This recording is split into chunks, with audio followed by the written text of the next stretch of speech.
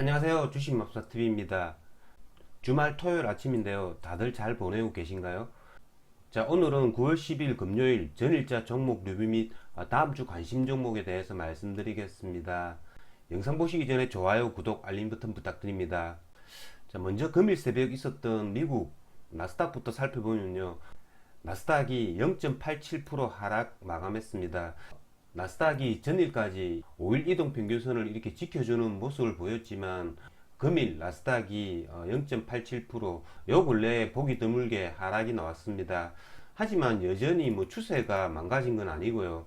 하지만 다우존스를 보시면 나스닥보다는 이렇게 힘이 약하죠.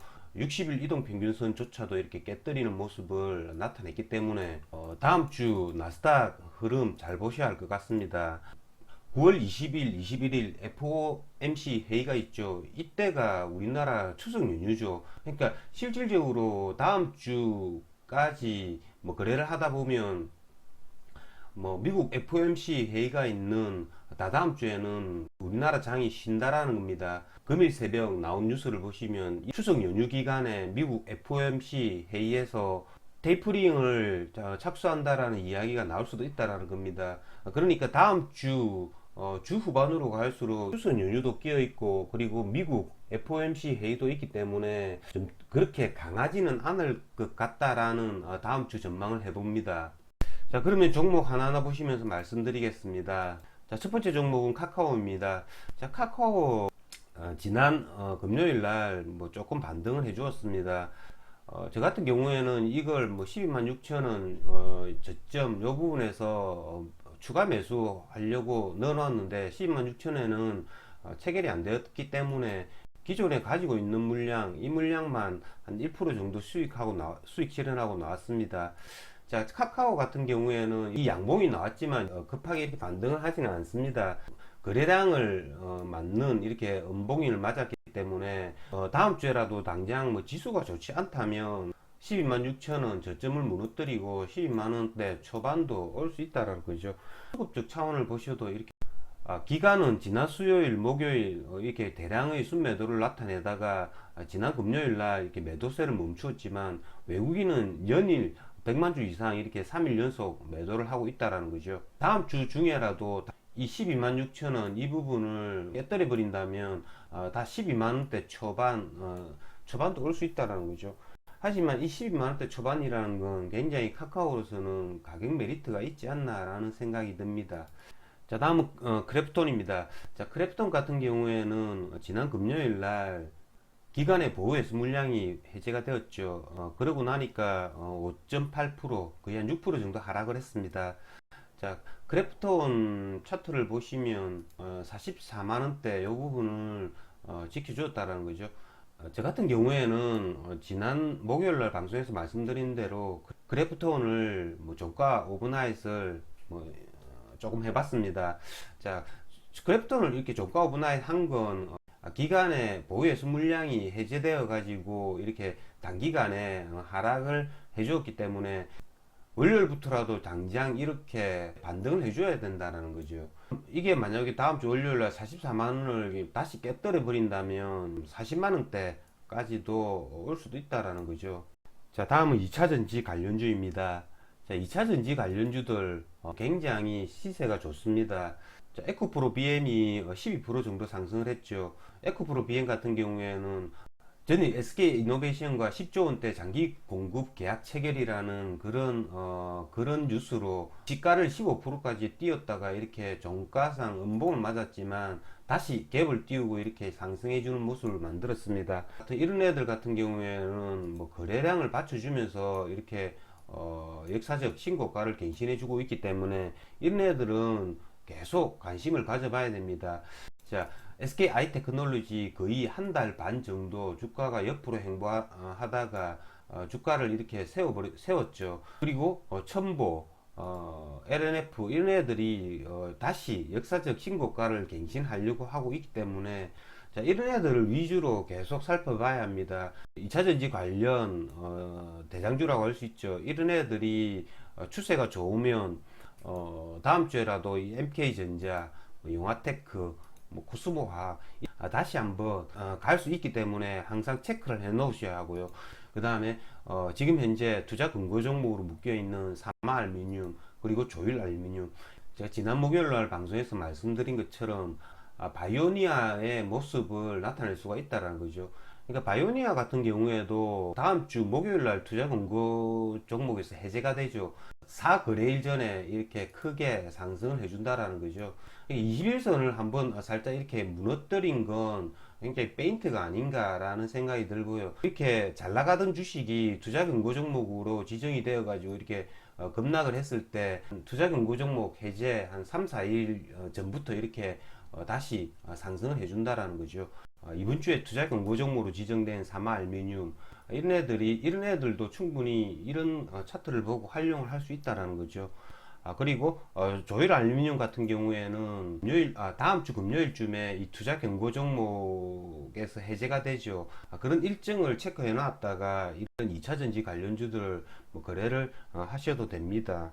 종합주가 지수가 하락을 할 때 이렇게 추세가 좋은 애들을 가격 조정이 온다면 매수를 해가지고 좀 스윙으로 갖고 가는 전략, 그런 전략을 쓰기에는 지금 현재 2차전지 관련주들이 굉장히 좋지 않나라는 생각이 듭니다.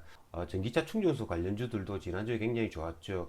디스플레이텍 그리고 원익 PNC 같은 경우에는 단기 과열 완화 정치가 이렇게 해제가 되면서 긴 음봉을 맞았죠. 자, 이런 건 여러분들도 다 해석이 가능할 겁니다. 어쨌든 이런 전기차 충전소 관련주들도 아직까지 뭐 죽지는 않았다라는 거죠. 이런 애들도 충분히 뭐 11선까지 다시 온다면 한 번 더 거래를 할 수 있고요.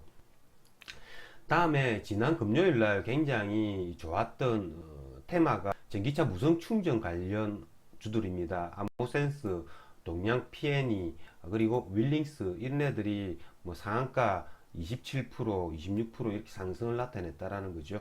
이런 애들도 다음 주에 이틀 정도 이렇게 행보할 때 다시 상승을 노리고 종가 오버나이트도 할 수 있다라는 거죠.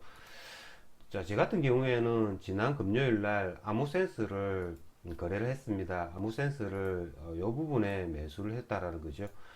19,600원, 700원 여기에 매수를 해가지고 지금 현재 종가 오버나이트 중입니다. 이게 신규주죠. 신규주고 19,500원, 600원이면 이렇게 전고점을 돌파하는 자리입니다. 그래서 매수를 했고요. 물론 얘가 상한가 붙는 걸 노렸습니다. 전기차 무선 충전 관련 주들은 다시 다음 주에도 계속 이렇게 주목을 받지 않을까라는 생각이 듭니다. 자, 다음은 애플카 관련주들인데요. 자, 애플카 관련주들. 자, 애플이 애플카를 뭐 직접 개발 방안 추진을 한다라는 그런 뉴스가 떴습니다. 그래서 애플카 부품 납품 기대감으로 뭐 애플카 관련주들, 뭐 LG전자, 애플카 관련주들이 또 뭐 한번 상승을 해주었죠. 이런 애플카 관련주들은 뭐 당장 애플과 LG와의 그런 계약이 성사될 가능성은 그다지 없죠. 하지만 이런 뉴스를 통해서 계속 기대감은 계속 남아있다라는 겁니다. 그렇기 때문에 만약에 우리나라 코스피, 코스닥이 뭐 전체적으로 하락을 한다면 이런 애플카 관련 주식을 저점 매수하는 것도 굉장히 좋습니다. LG전자, LG이노텍, 대주전자 이런 애들 만약에 우리나라 코스피, 코스닥 전체적으로 다음 주에라도 이렇게 주가가 하락을 한다면 뭐 이런 애들이 가격 조정을 보이면 충분히 매수 가능하다라는 겁니다. 그리고 조금 더 큰 등락폭을 노리시는 전업 투자자들께서는 이런 3기, 현우산업, 뭐 대성파인텍 이런 애들이 가격 조정을 받는다면 매수를 해가지고 반등을 노리는 전략 괜찮다라는 거죠. 그건 애플카에 대한 그런 기대 심리가 계속 얘들은 남아있기 때문에 없어지지 않는다라는 거죠. 어쨌든 다음 주에라도 애플과 관련주들은 계속 관심의 대상으로 남겨놓아야 할 것 같습니다. 자, 다음은 정치 테마주들인데요. 정치 테마주 하면 요즘 뭐 가고 있는 게 이렇게 이재명 관련주들, 그리고 홍준표 관련주들로 축약이 되었죠. 자, 이재명 관련주들 같은 경우에는 지난 금요일 날 일성건설이 상한가를 갔죠. LS 네트워크 같은 경우에 15% 상승을 나타냈습니다. 자, 일성건설 같은 경우에는 얘가 다시 신고가를 갱신하는 그런 모습을 보였다라는 거죠. 홍준표 관련주들 같은 경우에는 대다수가 지금 투자 경고 종목에 묶였거나 아니면 투자 경고 예고 종목에 지금 포함이 됐습니다. 국민의힘의 최종 주자 그 선정이 11월 10일로 알고 있습니다. 그러니까 한 달하고 보름 정도 남았다라는 거죠. 홍준표 관련 테마주들은 지금 현재 1차 상승, 그리고 조정받고 2차 상승, 그리고 조정받고 3차 상승까지도 갈 수도 있지만 갑자기 이렇게 쭉 빠질 수도 있다라는 거, 이제는 굉장히 조심해야 될 구간이 아닌가라는 생각도 듭니다. 다음은 폴더블폰 관련주입니다. 자, 폴더블폰 관련주들 지난주에는 대체적으로 이렇게 조정을 받는 그런 모습을 보였죠. 옆으로 행보하는, 그러니까 1차 상승이 오고 나서 이렇게 옆으로 행보하는 그런 모습을 보인 게 저번 주가 아니었나라는 생각이 들고요. 제가 지난주에도 계속 말씀드렸지만 이 폴더블폰 관련주들은 다시 한 번 더 이렇게 2차 랠리 할 수도 있다라는 가능성을 항상 열어둬야 된다는 거죠. 파인테크닉스, 그리고 세계강 하이테크, 이런 KH 바텍 이런 애들이 이렇게 11선을 크게 이탈하지 않았다라는 겁니다. 11선을 이탈하지 않고 11선 부분에서는 이렇게 아랫꼬리를 만들어 주고 있다라는 거죠. 그건 다시 한 번 더 이렇게 2차 랠리를 할 확률을 굉장히 많이 만들어 준다라는 겁니다. 그렇기 때문에 다음 주에라도 이런 폴더블폰 관련주들은 계속 유심히 살펴봐야 할 것 같습니다. 다들 즐거운 주말 보내시길 바랍니다. 이상으로 주식마법사TV를 마치겠습니다. 제 영상이 도움이 되셨다면 좋아요, 구독, 알림 버튼 부탁드립니다. 끝까지 시청하신 분들에게는 보유 종목이 급등할 수 있게끔 마법을 걸어드리겠습니다. 윙가르디움 레비오사. 감사합니다.